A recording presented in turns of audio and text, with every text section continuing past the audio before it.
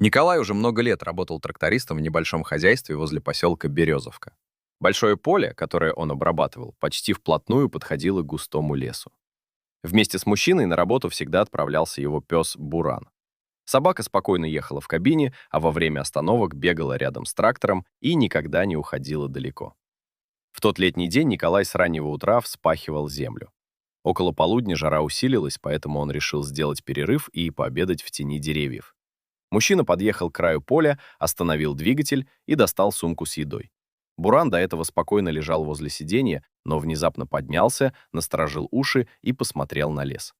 Николай не придал этому значения и потянулся к дверной ручке. В тот же момент пес вскочил передними лапами на хозяина и не позволил ему открыть дверь. Мужчина удивился, отодвинул собаку и снова попытался выйти. Однако Буран зарычал, ухватил его за рукав и потянул обратно. Николай никогда прежде не видел своего добродушного питомца таким встревоженным. Он строго приказал ему успокоиться, но пес продолжал преграждать путь, прижимался к двери и громко лаял. Сначала тракторист решил, что собака почувствовала змею или заметила кабана в высокой траве. Он внимательно осмотрел поле через стекло, но ничего подозрительного не увидел. Через несколько минут кусты на границе леса зашевелились.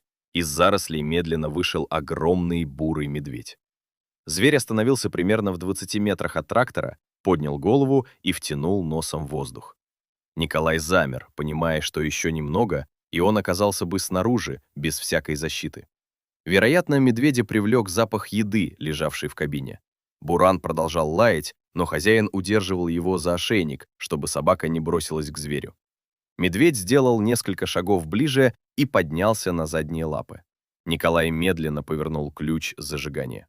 Двигатель громко заревел, трактор задрожал, и хищник опустился на землю. Мужчина включил сигнал, после чего медведь развернулся и неторопливо скрылся между деревьями. Только отъехав на безопасное расстояние, Николай остановился и крепко обнял Бурана. Теперь он понял, что собака почувствовала опасность намного раньше него и намеренно не выпускала из кабины. С того дня мужчина еще больше ценил своего верного спутника. Буран не умел говорить, но в решающий момент сделал все возможное, чтобы спасти хозяина от встречи, которая могла закончиться трагедией.